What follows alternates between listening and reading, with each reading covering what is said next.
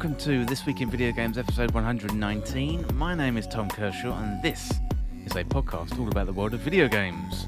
Well, this week we've had big Nintendo news with the latest Nintendo Direct, including a new Zelda trailer. We've got Pikmin 4 news plus loads of demos and also Metroid Prime. Today I'm going to round up all the biggest news from Nintendo, including Kirby's Return to Dreamland, Octopath Traveller 2 and also more. Also going to be bringing you my thoughts on A Space for the Unbound, plus rounding up some of the best demos from Steam's Next Festa 2023.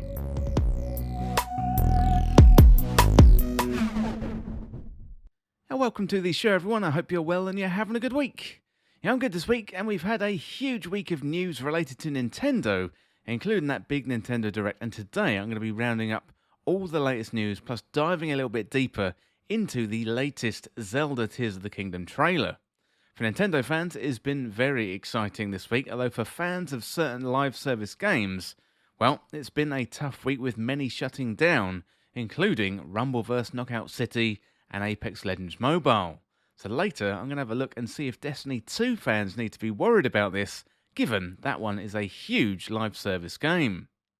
Also, Steam has been running their latest Next Fest this week, meaning hundreds of demos have been made available with some great games. I want to give you my impressions on a handful of the best demos that I've played, and hopefully it's going to give you some great ideas for the future. Well, before we get into it, it'd be great if you could leave a review over there on Apple Podcasts. Really helps get the podcast, get some more eyes on it. I do have a link in the description or the show notes. If you like the show and you want to leave a review, I would really appreciate it. Plus, I'll read out the review on a future episode of the podcast. Okay, that is it for my waffly intro today, so let's get into what I've been playing this week. Well, first of all, this week I've been playing a few games off the back of that Nintendo Direct, so Kirby's Return to Dreamland Deluxe. That is a remake of a Wii game, so we're not long since the last Kirby game, but this is going back to Kirby's 2D roots, and it is loads of fun. Plus you can pick up that free demo now on Nintendo's eShop. Another demo you can play is Octopath Traveller 2. I'm going to bring my thoughts of both of those games later on in the show. Finally, I've been playing A Space for the Unbound, a cozy little indie game set in Indonesia. And this one is definitely a game you want to check out, so I'm going to bring in my review later on in the show. Well, first of all, let's check out all the latest news from that Nintendo Direct.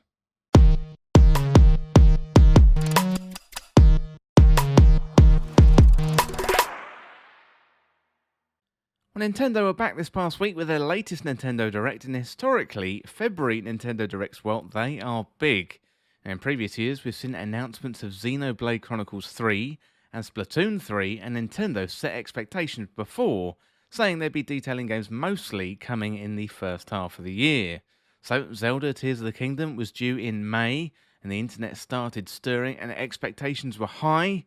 Well, today, let's dive into all those major announcements, so let's get to it. Well, first of all, Pikmin 4. So Nintendo kicked off the show with an in-depth look at Pikmin 4, revealing a new dog-like character named Itachi.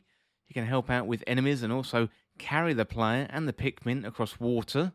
We also had the announcement that Ice Pikmin are going to be included in the game for the first time, and Pikmin 4 is going to be released on the 21st of July 2023. Well, next up we got Metroid Prime Remaster, so this one has been a long time in the making. Nintendo announced and released this on the same day, which is absolutely fantastic. This is following in the footsteps of Xbox shadow dropping Hi-Fi Rush earlier this year, so expectations have been set high for surprise games early in 2023. Apparently, Nintendo have been sitting on this one for a little while, and are simply waiting for the right time to reveal this.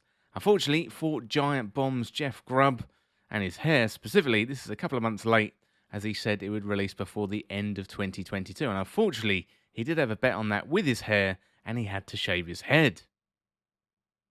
Well, Metroid Prime Remaster is a remaster of the GameCube game, and a much celebrated Metroid game at that. So we got a physical copy of the game releasing on the 22nd of February 2023, but we didn't have any mention of Metroid Prime 4, so it appears that that one isn't any closer.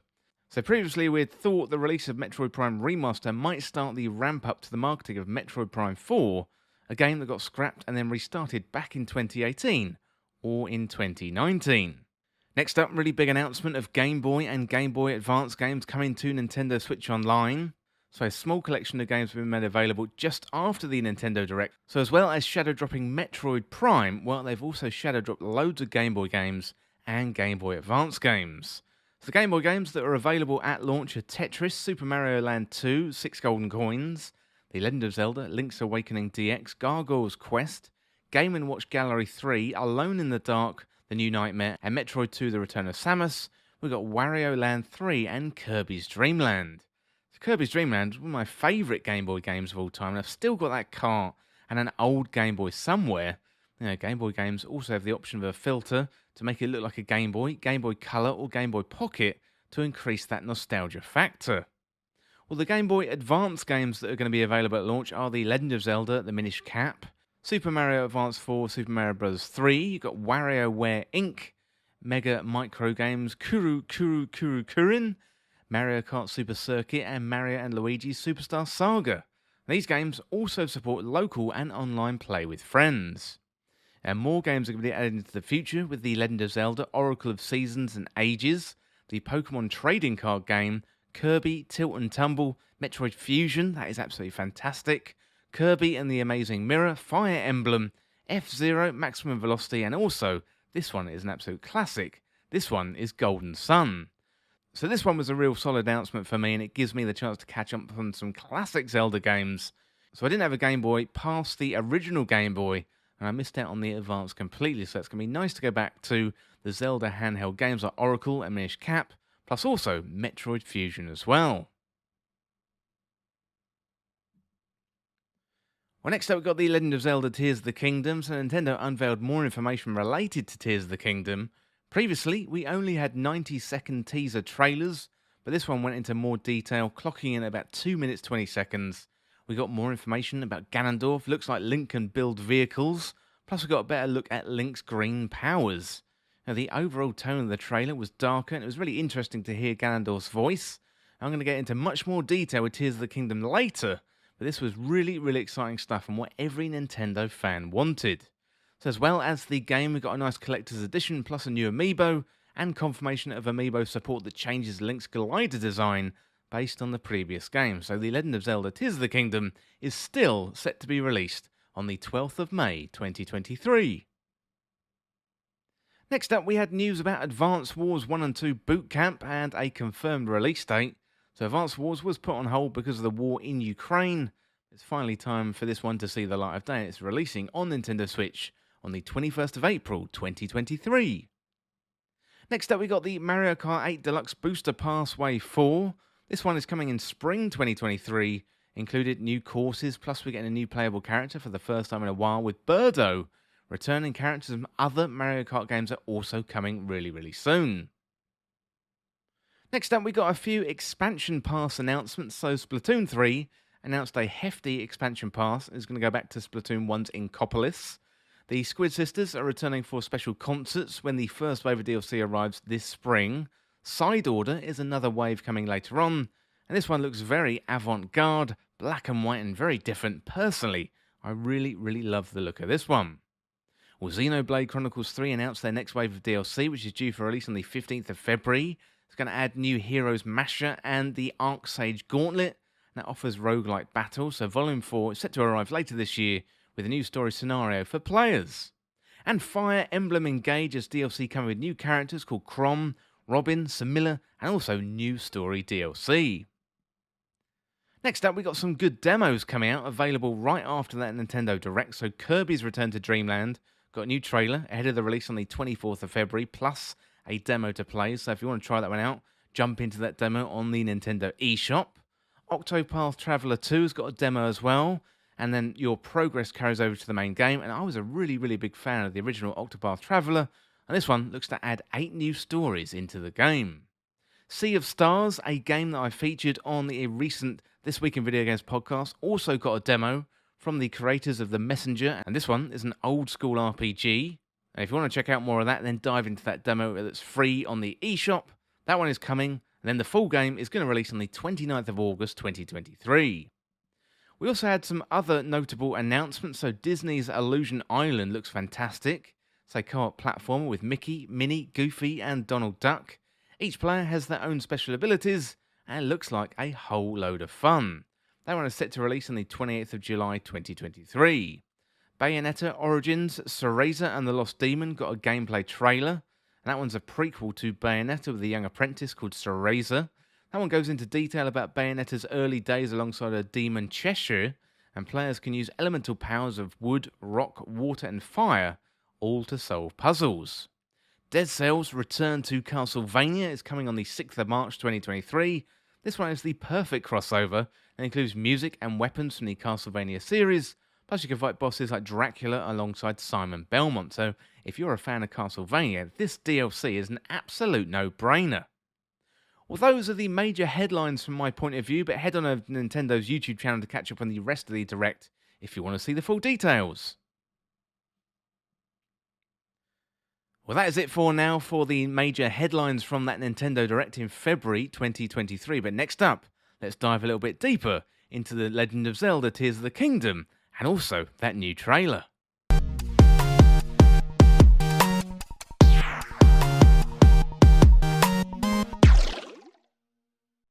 Nintendo unveiled their latest trailer for The Legend of Zelda Tears of the Kingdom yesterday in their February 2023 Nintendo Direct. Well, this was the longest trailer that we got so far for Tears of the Kingdom, coming in at around 2 minutes and 18 seconds, and it was jam-packed full of details. Today, I'm going to recap the trailer, then we can go through frame by frame, looking at all the details, plus we got confirmation of the release date and a really good looking collector's edition as well. Well, we start out in the trailer with some rain, some thunder, some lightning. Camera pans out and overlooks Hyrule, and we can see one of those green swirls, which we definitely have seen before. So back in that first trailer in 2019, we saw one of these green swirls above Ganondorf's corpse, and here we see another one on Hyrule Field. Well, in the next shot, we see some new enemies. So we've got flying enemies, and they look like a cross between bats and frogs. They've got a really large wingspan. There's clearly a new enemy type in the game. It definitely makes sense that we got more flying enemy types, given we're going to be spending much more time in the air this game, travelling up and down from those sky islands. Well, next up we see a wide shot of Hyrule, and we can see two glowing towers. So we're quite far away from those towers. It's not really clear, and it's not really clear if they are the same Sheikah towers from Breath of the Wild, or they are something different. They're lit from the ground, but also glowing in the centre. We can also see in the background a glowing etching on the ground. That looks like it's been created on the surface of Hyrule. And we did get a glimpse of this before in the name reveal trailer when Link was riding on his airwing. Well, the music is dark and ominous, but we see a shot from a sky island looking down on Hyrule itself, and we cut to a shot of enemies mining. It looks like Lizalfos and Bokoblins. One of them is hammering some material stuck in the rock. It's not really clear where this is. It could be underground, given it's very dark. To the right-hand side there, we can see some blue flames, which we have seen in the game before, and they represent spirits. Well, next up, we've got a couple of important details. So we hear an ominous voice say, "Rise. Rise, my servants, sweep over Hyrule, eliminate this kingdom and her allies, and leave no survivors." So this is very likely to be Ganondorf, and we're going to get onto him much more later on. Also very important, when we first hear the words "rise," in that shot there we can see the Hylian Bridge, and on that bridge it appears to be a three-headed dragon. So this isn't one of the mystical dragons, Dinrel, Farosh or Naedra. This dragon is a different shape. So I don't know if it lives on the bridge or if it roams around the world, but this could be an indication of world bosses, much like we had Lionel's in Breath of the Wild. So we have seen a three-headed dragon in the Legend of Zelda series before, and that is called Gleeok. This three-headed dragon was in the original Legend of Zelda, plus also the Oracle games and the Minish Cap. In the same shot as well, we can see Malice pouring out the top of Death Mountain, which now appears like it is overflowing with malice. Well, briefly then, we see a shot of Hateno Village. Once again, we can see a green swirl in the middle. So these could be warp points, or definitely points of interest in the game, most likely related to Link's new abilities.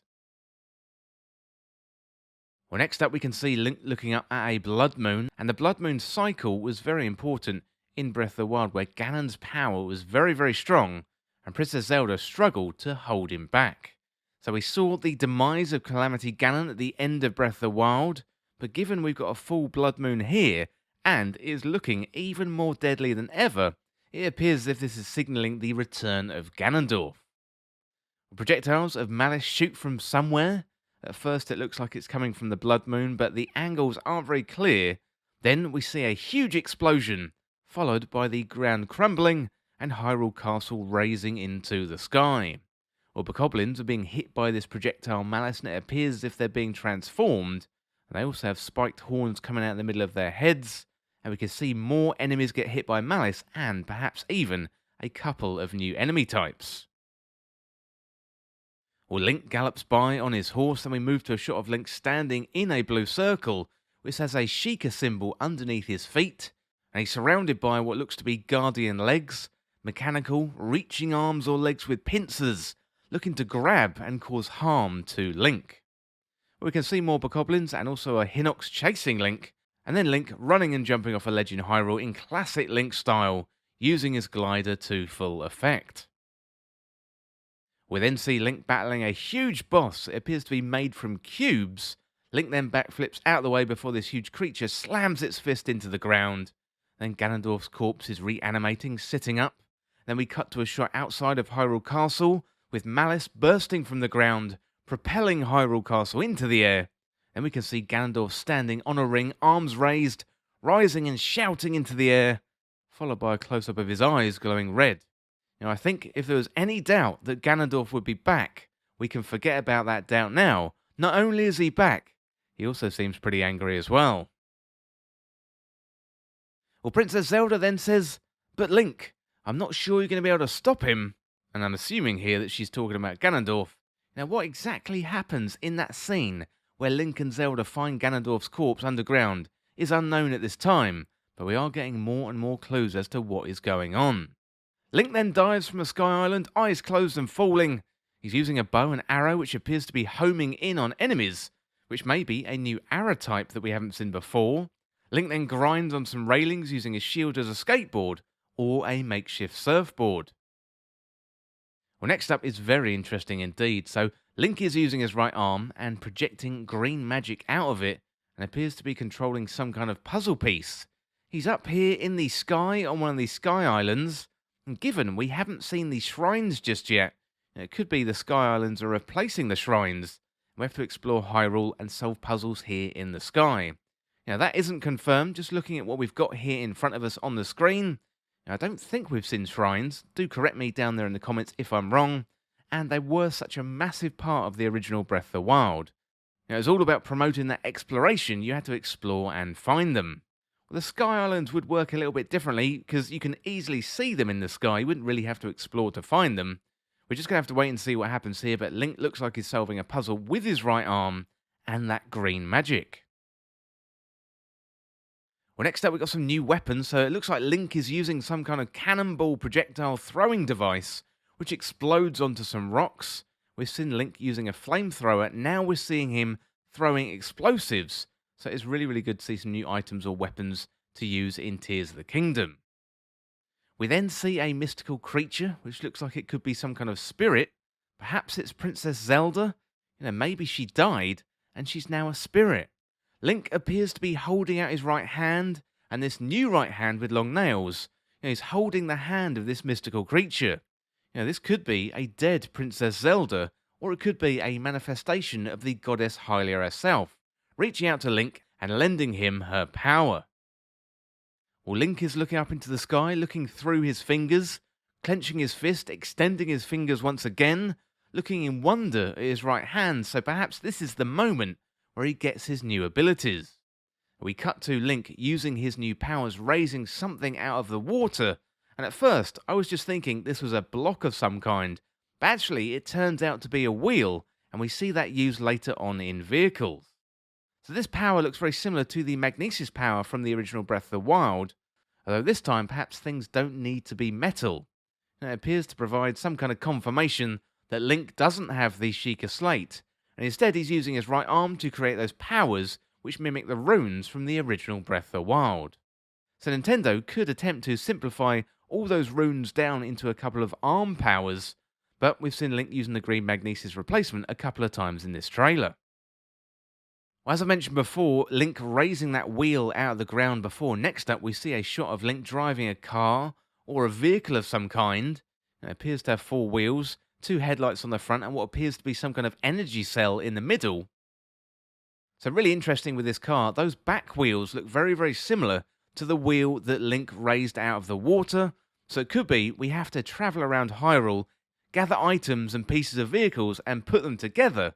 So next up we've got a couple of other vehicles. We see a hot air balloon, although we can't see who's riding it. And we also move on to another sky vehicle, this time what looks to be some kind of sky car. So Link is way up high in the sky, and that car on land and the vehicle in the sky do look kind of similar. So it could be we're about to get some kind of build your own vehicle situation in a Zelda game, where you roam around Hyrule finding pieces, plugging them together and creating different vehicles. And that concept is absolutely kind of wild. I don't think anyone predicted that, and that looks really, really interesting. Well, finally we see a shot of Malice bursting from Ganondorf's corpse himself, and this is what attacks Link.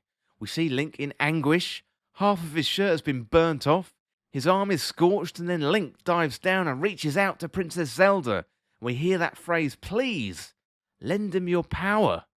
And we end with Princess Zelda falling, Link desperately reaching out to her. Who is Princess Zelda speaking to when she says, "Lend him your power"? Is that going to be Goddess Hylia, or is it that being from the name reveal trailer in the tapestry? Well, it really looks like the introduction to the game is shaping up, so this isn't confirmed, but putting all the pieces together, Link and Zelda find Ganondorf's corpse, Malice then erupts from Ganondorf, causing an earthquake, killing Princess Zelda, and mortally wounding Link.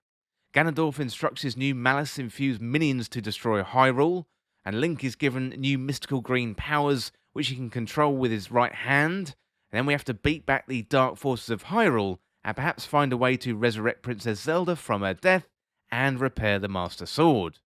Previously, we've always had to save Princess Zelda, but this time, can she be saved? Well, it is all very exciting stuff, to be honest, and Nintendo managed to show a lot in that trailer, but also not give away too much either. The release date has been confirmed at the 12th of May 2023, plus we've got a collector's edition to look forward to, so that's your thing. You can sign up to register your interest in that collector's edition via the Nintendo Store. So just head on over to the Nintendo website, search up Zelda Tears of the Kingdom, and you're going to find a link to register your interest in that collector's edition there. Well, that is it for now for going into detail about The Legend of Zelda Tears of the Kingdom. So really, really exciting stuff, and I can't wait until the 12th of May 2023 to dive into that one. Well, that is it for now for Tears of the Kingdom, but next up, let's have a look at Kirby's Return to Dreamland.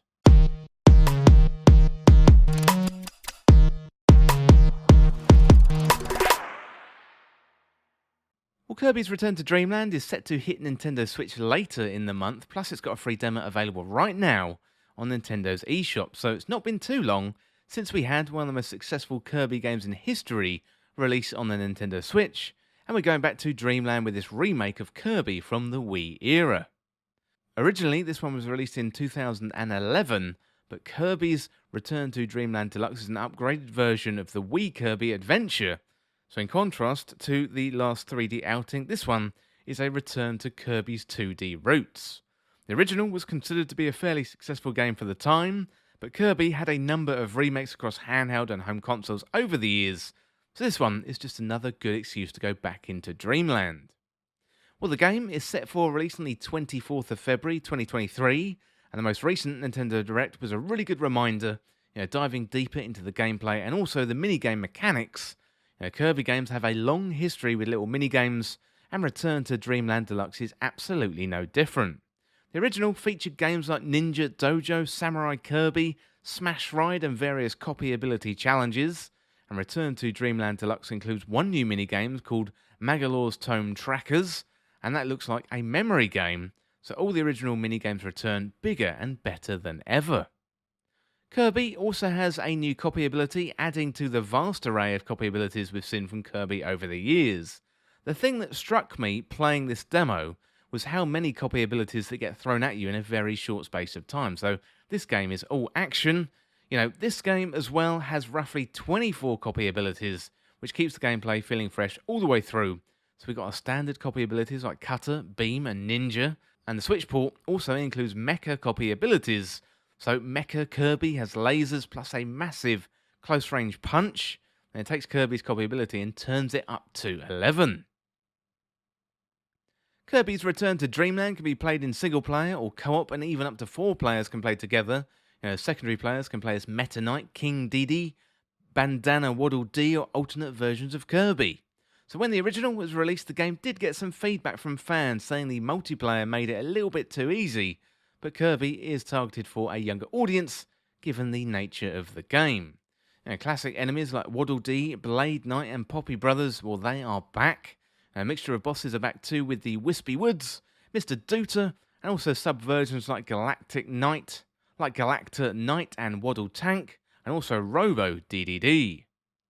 Kirby brings his range of powers and abilities in Return to Dreamland Deluxe 2 with supers. These are enhanced skills and time-sensitive powers that Kirby can only control for a few minutes at a time. Kirby gets these super abilities by inhaling super versions of standard enemies. There's 5 super abilities in the game, including Ultra Sword, Monster Flame, Grand Hammer, Flare Beam, and Snow Bowl. Overall, first impressions of Return to Dreamland Deluxe, well, they are very positive. So I've got really fond memories of Kirby's Dreamland on the Game Boy, which can now be enjoyed on Nintendo Switch via the Game Boy feature in Nintendo Switch Online. Kirby's 2022 adventure was in many Game of the Year lists, and this revisit to Return to Dreamland will likely make many fans out of Kirby all over again on Nintendo Switch. Well, Kirby's Return to Dreamland Deluxe is due for release on the 24th of February 2023 on Nintendo Switch. Well, that is all for now for Kirby's Return to Dreamland Deluxe. Really, really good fun, that one. Next up, let's have a look at the all-platform charts.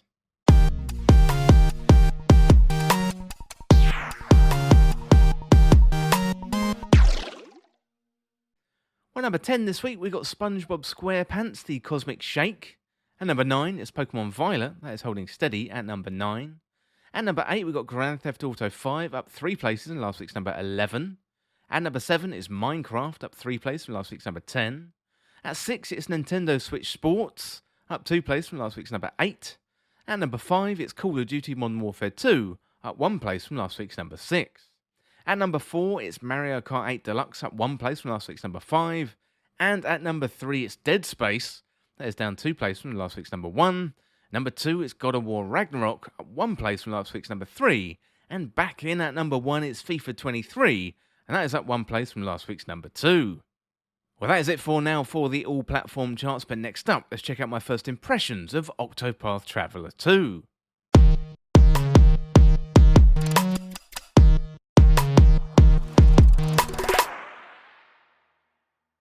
Well, Octopath Traveller 2 is the follow-up to Square Enix's very successful Octopath Traveller from 2018.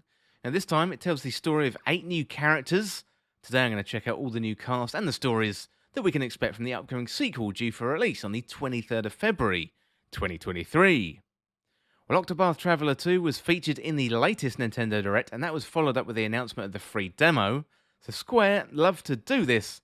Plus, your progress carries over into the main game if you want to pick that up a little bit later. The demo features all the main characters, and you can play a good chunk of the game to get used to all the game mechanics, the battle system, plus the really, really fantastic storytelling. Octopath Traveller 2, much like the first game, well, that is a character-driven story, and it does live and die on the quality of its characters, and I've spent time with a couple of the characters, and I'm really happy to report the storytelling is just as good as the first game. So we've got 8 main characters, each with their own individual stories, plus the bombastic turn-based combat. Okay, so let's dive into the characters and see who we're going to be dealing with and what their stories are. First of all, we've got Agnia, and Agnia is the dancer of the group with the tagline, "A Journey for Stardom." So she's a young woman from a lower class than the original Octopath Traveller dancer. This time, Square has gone for more of the traditional route for the dancer class. In the original, the dancer had their heart set on revenge, whereas Agnia and her story, that is all about becoming a famous dancer known throughout the land. Well, next up we got Casti, and Casti is the healer of the group, kind of a nurse that tends to warriors from battle, similar to Alfin from the previous game, although Casti wanders a little less. Healers are going to be super valuable for you and your party, so if you've got on well with Alfin or you've played healers in the past in other RPGs, then check out Casti's story. Next up we have Hikari. So Hikari is the warrior class. This time it's designed around a samurai rather than a classic Western knight. Ulbrich, that was the feature of the warrior in the first Octopath Traveller game, but Hikari in Japanese means light. This could be indicative of the character's story arc later on in the game.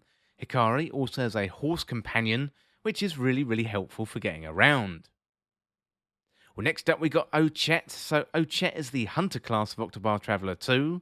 Brought up on an island overseen by a lion, we start out with Ochette where you have to select her animal companion. So this one is a coming-of-age story where the hunter turns provider for their village, feeding the many with her hunted prey. So humans are encroaching on their island and they have threatened Ochette's people and their way of life. So this is one of the storylines that I played through in the demo, and it really managed to get its talons into me early, making me want to come back and find out the conclusion to the story. Next up we got Oswald. So Oswald is our scholar class, similar to Cyrus from the original game. He's one of the older members of the party. Oswald has a revenge tale to embark upon, which is a nice difference from the usual scholar tale. Previously the revenge story went to the dancer Primrose, and she had one of the best narratives in the game, so I'm really looking forward to getting to this story. Next up we got Trone. Trone is the thief, and his story is all about freedom. So it's similar to Therion's tale from the first game, but Trone is a bit more of a street thief rather than a high-end burglar or a professional. So Trone, well, he is a little bit more scrappy. Next up we got Temenos. So Temenos is the cleric and has huge ties to the church, of course. Temenos' journey is all about the truth. Similar to Cyrus' journey from the original, this one is all about uncovering corruption and discovering dark magic, making Temenos' story potentially one of the best. And finally, we got Particio, and this is our merchant character. So in the first game, Teresa was our merchant, and that was a story about a young woman trying to make it on her own while trying to find an adventure. This one, on the other hand, seems a little bit more sinister, with Particio seems like he could be more of a villain. So this one is a charismatic character, and could be one of the most unique stories that we've seen in Octopath history. Well, that is it for our characters, and Octopath Traveller 2 is certainly shaping up to be a really good game, so if you're interested in any of this and you want to check it out, then you can download the free demo on the Nintendo eShop today. Well, that is it for now for Octopath Traveller 2, really good stuff, but next up we're going to go over to an indie game. This one really surprised me. I got a tip from Giant Bomb, so thank you to Jan Ochoa over there for letting me know about this one. This one is a fantastic little RPG. It's set in Indonesia. This one is A Space for the Unbound.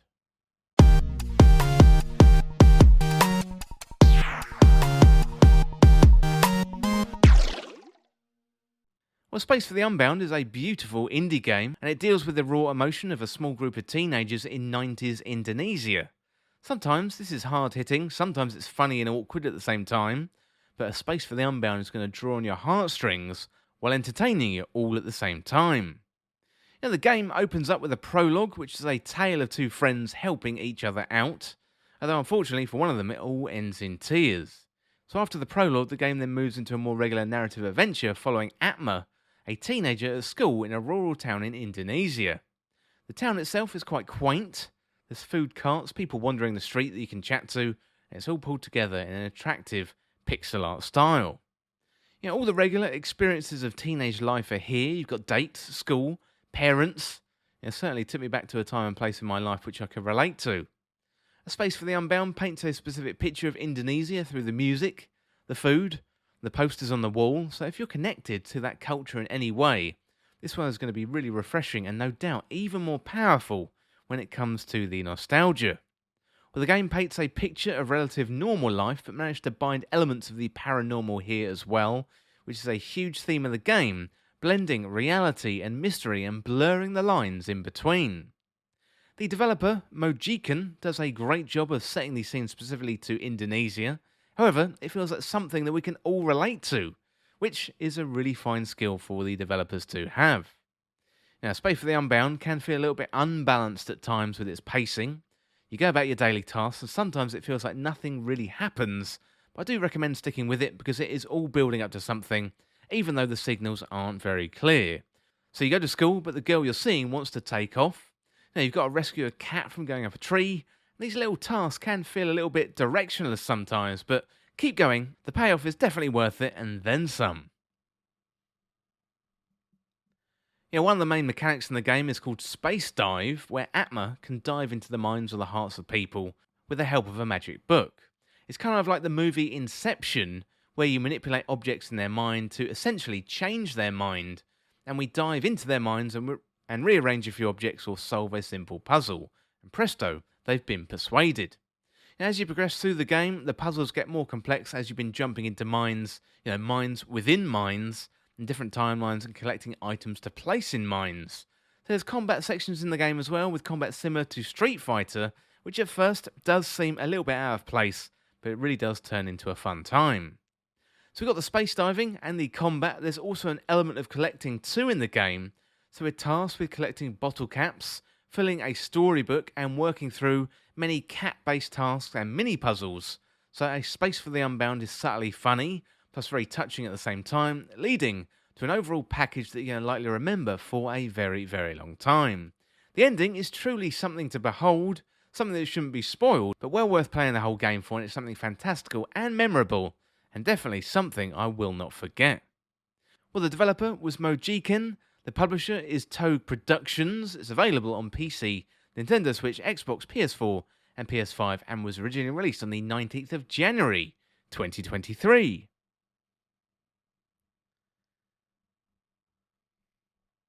Well, that is it for now for a Space for the Unbound, but next up we're going to check out more indie games. So Steam holds their Next Fest a couple of times per year. They did one earlier this week, so hundreds of demos have been made available through Steam.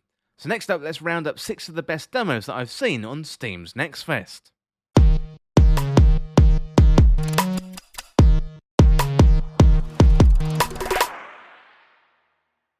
Well, Steam's first Next Fest of 2023 is on. There's hundreds of demos available for upcoming indie games available to play.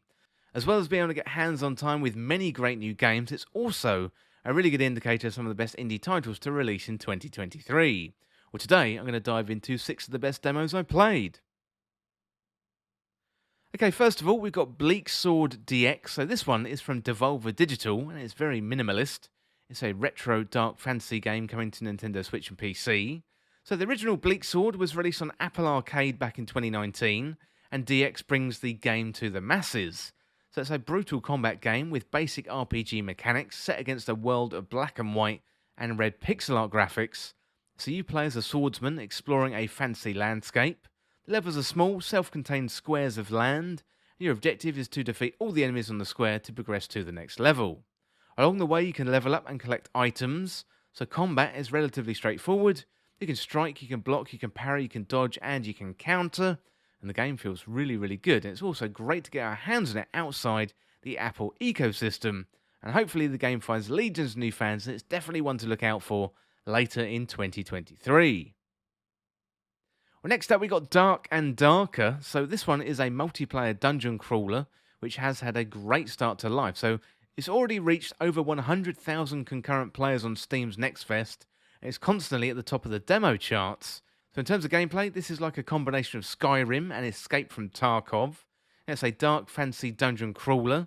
We have to fight with monsters, grab their treasure, and battle against other players to make it out alive. So you play as part of a 3-player squad, and also you can play as different classes like a ranger or a bard. So Dark and Darker is currently in alpha, however, there's seriously an appetite for this game. It's in the top 10 most wishlist games on Steam right now, so it's worth getting in there early.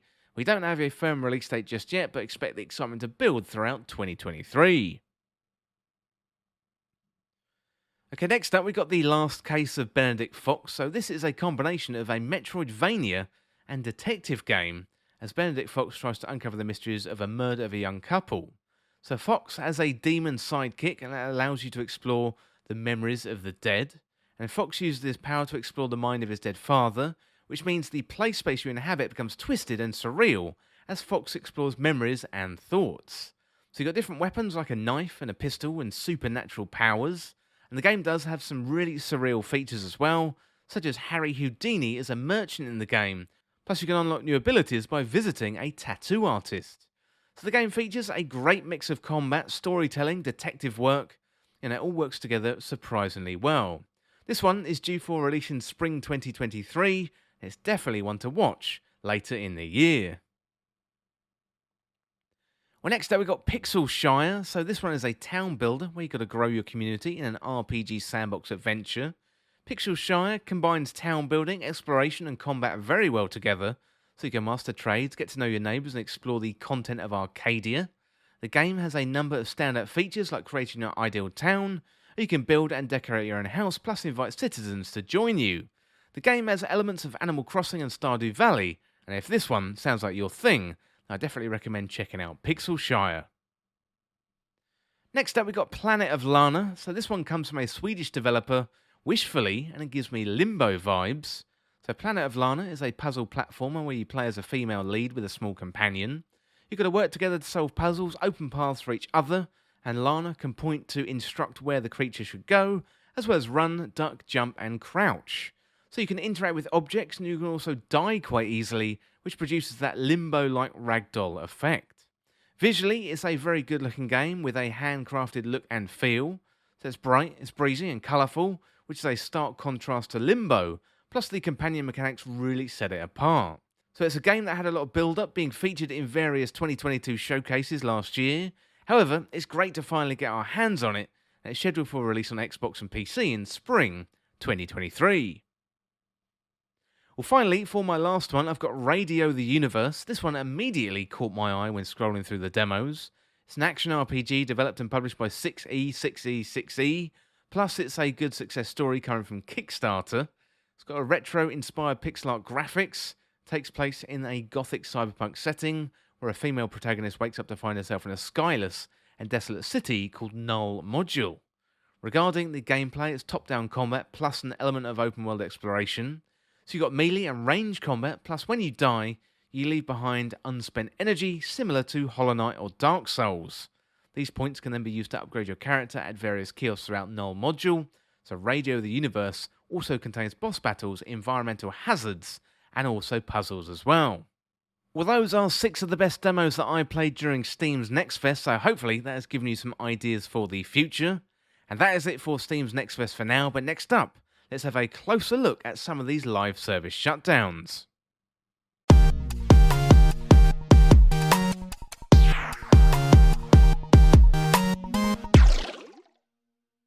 Well, it's an exciting time to be a Destiny 2 fan. We're only a few weeks away from a brand new expansion where we get a new destination, a new campaign, a new raid, and a whole bunch of quality of life changes.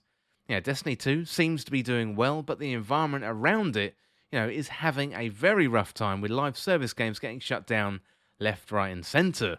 Today, I want to have a look at the live service landscape and check out, what's been shut down and try to answer the question: do Destiny 2 fans need to worry? Well, it's been a rough few weeks for live service games in the industry, with games getting shut down nearly every week since the beginning of 2023. So EA announced the shutdown of Apex and Battlefield Mobile. Rumbleverse, Knockout City, and Crossfire X have all been sunset for good. Now, Rumbleverse was the brawler/wrestling battle royale, where you battle other players with your fists rather than guns. So Deej, former community manager for Bungie, went to work with the Rumbleverse team. I think that's Iron Galaxy, so that one hits particularly close to home.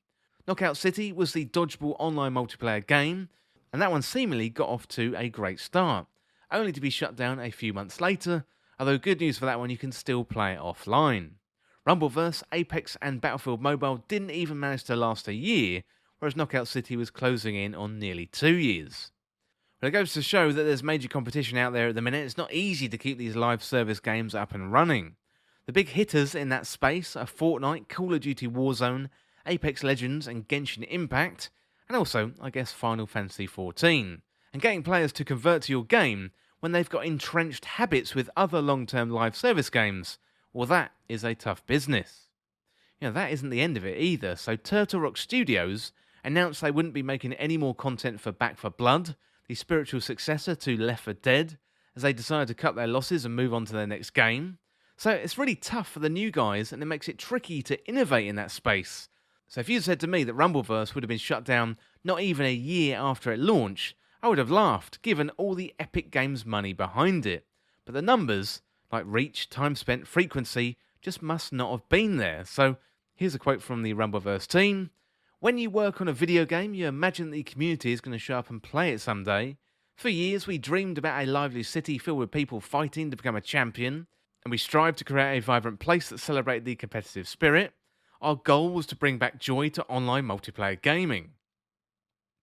The people who gave Rumbleverse a chance and took it on as a new hobby have validated that every day that we put into bringing our ideas to life. So we have loved watching you play, we have learned from your stories and your insights, we've even passed around the art created to immortalise your best moments in the street. Well, it's pretty sad reading that from the Rumbleverse team, but if you can get the balance of gameplay, the story and reasons to come back just right, well then you can strike gold with a live service game, but it is a major risk. I imagine that one of the reasons why we see so many companies creating sequels rather than new IP, because players are much more likely to jump into something they know and love, rather than a new IP. So Elden Ring probably bucks that trend, but you're always going to have outliers and exceptions to the rule. Okay, let's bring this back to Destiny 2, and should we be worried? So back in November, Destiny 2 fans were regularly posting on Twitter Destiny 2 numbers were at record lows, and certain content creators were posting they cancelled pre-orders for Lightfall in protest at the direction the game was taking. So there is a major split in the Destiny 2 community at the minute, with PvE fans, they're probably pretty happy about the way things are going, and PvP fans, well, they are not very happy about the current state of the sandbox. And we seem so far removed now from when it was the 30th anniversary pack and that launched in winter 2021, and PvP felt like it was in the best state it had been for some time. The release of the Subclass 3.0 reworks with Void, Solar and Arc over the last 12 months definitely had a lot to do with that. So Bungie did state recently they were looking to get back to the state of that 30th anniversary sandbox. So while we did see low numbers in November, things have picked up a little bit since then with a strong season of the Seraph. We've had a much more focused season, and competitive has been introduced into the game for PvP fans, which are the foundations of a decent competitive PvP mode. Yes, it is not perfect, and we could definitely do with more cosmetics, but at least it is a start. We need more maps, and not just maps returning from Destiny 2 or Destiny 1, but brand new maps. We've got destinations like Europa that are completely unused in the Crucible, and we're still suffering from all the PvP maps put into the Destiny content vault in the first place. Bungie have been hiring and investing in PvP map design. It doesn't really feel like they're ramping up production on the PvP side. They just appear to be focusing on the sandbox itself. Personally, I don't think we need to be worried about Destiny 2 right now. The daily player count has steadily risen once again, and we're about to go into a major expansion where we always see an influx of brand new players that will likely sustain for the coming months. Although Bungie has to do something about the aging seasonal content model, as that is wearing very, very thin, and they've promised some changes in that department, but realistically, I don't think we're going to see major changes before the final shape, which is the final chapter in the Light vs. Darkness saga. So while the Destiny 2 community does complain a lot about the game, I do think, in a funny kind of way, it's affectionate, and the fans want the game to be better. Given it caters for so many crowds across PvP and PvE, keeping everyone happy is very, very difficult indeed, but I do think we have a lot to be thankful for and reasons to be happy. So Bungie communicates open and often with us, the Destiny 2 community, and they have major plans for armor and mods coming up in Lightfall, plus the sandbox, and we got 4 new seasons, plus a really exciting Lightfall campaign to look forward to. I remember back in the day of the Taken King in 2015, where all we had was the Taken King raid to play over and over again, and here and now we almost get weekly content drops, like exotic missions, Iron Banner, weekly story, Grandmaster Nightfalls, and loads of other stuff too. Well, I'd really love to hear what you think about the current state of live service games and Destiny 2, and let me know if you're worried. Well, that is it for now for the state of live service games, and particularly with a lens on Destiny 2. Well, next up, let's have a look at the games we've got coming in the next few weeks.